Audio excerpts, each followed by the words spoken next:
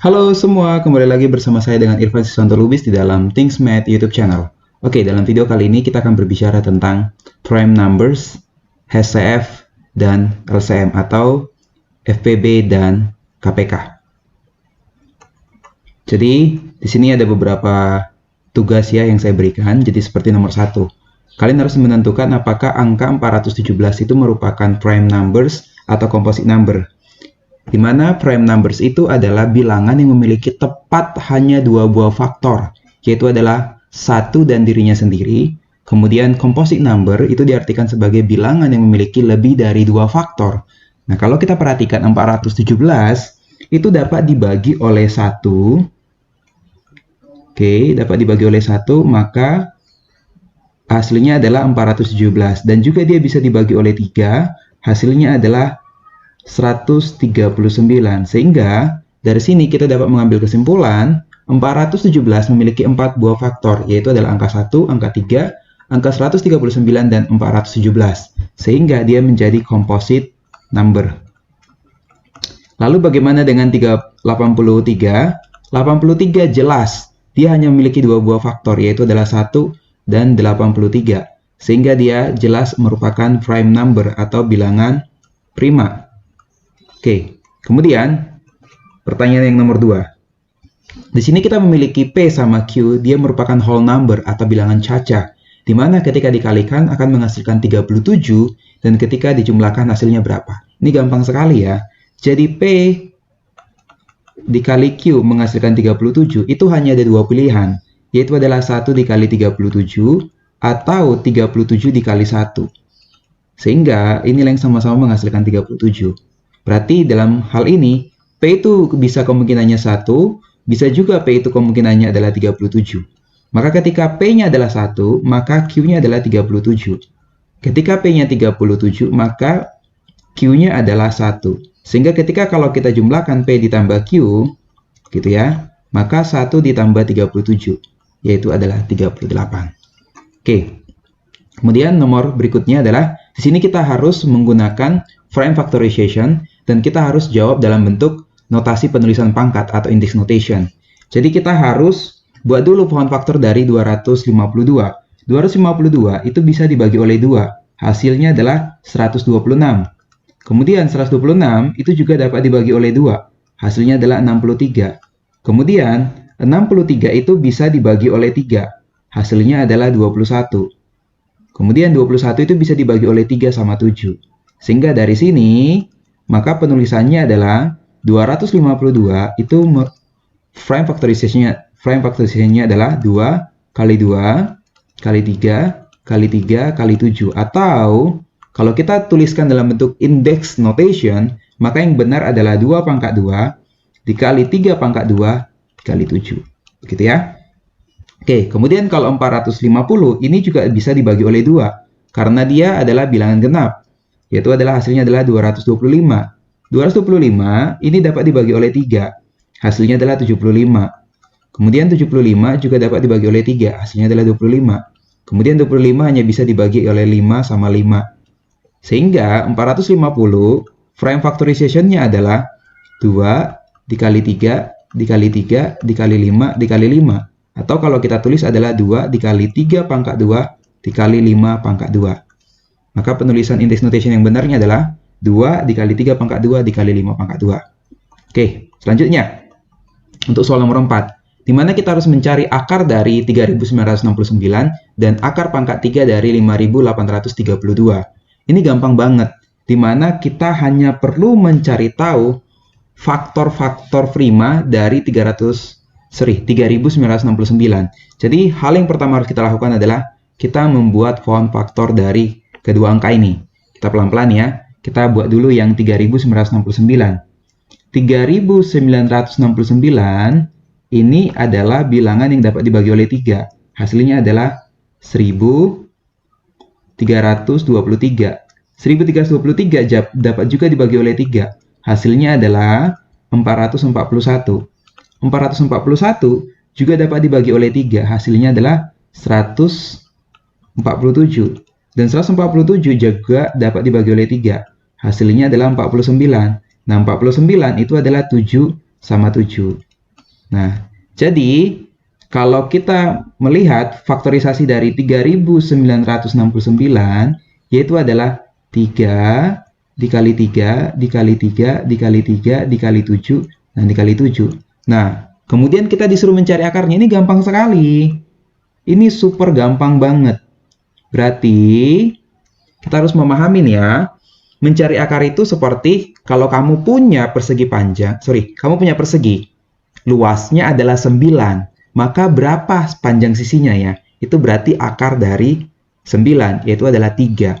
Maka persegi dengan panjang 3 sisinya, begitu ya, itulah yang menghasilkan luas persegi dengan 9, begitu ya. Jadi ini gampang banget. Berarti per 2 bilangan yang sama, itu akan menghasilkan satu bilangan yang sama. Hanya menghasilkan satu bilangan. Berarti 3 dikali 3, akar dari 3 kali 3 itu adalah 3. Kemudian yang ini juga, akar dari 3 kali 3 ini juga saya bisa dapatkan 3 dari sini. Kemudian yang 7 dikali 7 saya bisa mendapatkan angka 7. Kemudian berikutnya adalah tinggal saya kalikan saja. 3 dikali 3 dikalikan dengan 7. 9 dikalikan dengan 7 dapatnya 63. Jadi kalau kalian mengalikan 63 dikalikan dengan 63, maka kalian akan mendapatkan angka 3969. Sehingga akar dari 3969 adalah 63. Dengan prinsip yang sama, juga kita bisa menyelesaikan akar pangkat 3 dari 5832. Jadi kita buat dulu form faktornya ya. 5832 ini bisa dibagi oleh 3. Hasilnya adalah 1944. Dan ini juga bisa dibagi oleh 3 lagi, yaitu hasilnya adalah 648. Dan ini juga bisa dibagi oleh 3. Hasilnya adalah 216. 216 dapat dibagi oleh 3. Hasilnya adalah 72. Kemudian 72 ini dapat dibagi oleh 2, dapatnya adalah 36. 36 dapat dibagi oleh 2, hasilnya 18. 18 dapat dibagi oleh 2, hasilnya adalah 9. Dan 9 dapat dibagi oleh 3 sama 3. Sehingga kesimpulannya adalah 5832 itu merupakan perkalian dari 3-nya kita hitung 1, 2, 3, 4, 5, sama 6. Berarti ada 6 kali 3. Kemudian 2-nya adalah 1, 2, 3. Sehingga ini adalah 2 dikali 2 dikali 2 dikalikan 3-nya sebanyak 6 kali. 3, 3, kali lagi. 3, 3, dan 3. Sehingga kalau kita ingin mencari akar pangkat 3-nya, ini mudah banget. Berarti tinggal akar pangkat 3 dari 5832 adalah akar pangkat 3 dari 2 kali 2 kali 2 kali 3 kali 3 kali 3 kali 3 kali 3 dan kali 3, begitu ya. Jadi kalau saya seperti tadi menggunakan prinsip yang tadi, begitu ya. Dimana kalau akar 2 bilangan yang sama kalau diakarkan akan menghasilkan satu bilangan saja, begitu ya. Kalau akar pangkat 3 berarti prinsipnya adalah 3. Berarti 3 bilangan yang sama seperti 2 dikali 2 dikali 2. Ini seperti sama kita mencari, kalau diberitahu adalah volume dari satu kubus adalah 8, kemudian berapa ya panjang rusuknya atau panjang sisinya? Maka itu adalah 2. Maka akar pangkat 3 dari 8 adalah 2. Sehingga kita dapat dari sini dari per 3 bilangan yang sama, kita akan menghasilkan satu bilangan saja. Kemudian yang 3 ini, 3 yang pertama kita akan mendapatkan 3, kemudian 3 yang kedua kita akan mendapatkan juga 3. Sehingga akar pangkat 3 dari 5832 itu adalah 2 dikali 3 dikalikan dengan 3, which is 18. Artinya apa?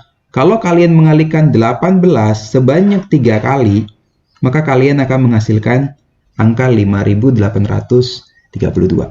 Oke, ke pertanyaan berikutnya. Jadi di sini ada suatu frame foto ya, itu berbentuk persegi dengan kurang lebih adalah 250 cm kuadrat. Kemudian kita disuruh mengestimasi kira-kira berapa ya perimeter itu adalah keliling, berapa ya kelilingnya. Jadi kita harus paham dulu ya. Jadi ada square. Jadi ada suatu persegi begitu. Di mana persegi ini adalah 250. Nah, kita kemudian disuruh mencari perimeternya. Ini gampang banget ya. Ini super gampang. Berarti, kalau kita ingin mencari perimeter itu kan berarti 4 kali sisi. Kenapa 4 kali sisi? Karena persegi memiliki 4 sisi yang sama panjang. Nah, untuk mencari sisinya, mencari satu sisinya itu gampang banget. Itu tinggal length of square-nya itu berarti tinggal akar dari 250. Dan kita di sini menggunakan konsep estimate atau konsep daripada pendekatan. Akar dari 250 ini kan lebih sulit. Maka ini saya bisa estimate ke akar dari 256. Yang dimana saya naikkan angkanya 6 begitu ya. Nah, 256 itu sama aja dengan akar dari 256 itu sama dengan 16. Jadi, dari sini saya bisa mengambil kesimpulan bahwa frame foto ini itu panjang sisinya adalah 16 cm. Panjang sisinya. Sehingga perimeternya adalah 4 dikali S-nya. Perimeter of square-nya adalah 4 dikali S. 4 dikali sisinya tadi. Berarti tinggal 4 dikali 16. Yaitu adalah 64 cm. Jadi, fast foto gitu ya. Atau frame foto dengan square-nya adalah dengan luas 250. Maka ketika kita estimasikan, kelilingnya adalah kurang lebih 64 cm. Oke. Kemudian di soal yang terakhir. Jadi sini ada Farah. Farah memiliki 200 kubus yang kecil-kecil. Kemudian dia harus membuat sebuah kubus yang paling besar yang memungkinkan si 200 kubus-kubus kecil ini terpakai. Maka kita harus berpikir, kubus itu kan berarti sama sisinya, begitu ya. Berarti kita harus mikir, siapa ya suatu bilangan yang ketika saya kali sebanyak 3 kali akan dekat ke angka 200. Maka kita mulai dengan 5 dikalikan dengan 5 dikalikan dengan 5. Ini hasilnya adalah 125. Oh, berarti kalau saya ingin membuat kubus dengan berukuran 5 kali 5 kali 5, maka saya membutuhkan 125 small cubes. Ukuran yang kubus yang kecil-kecil itu tadi ya. Kemudian kalau kan masih banyak tuh sisanya ya.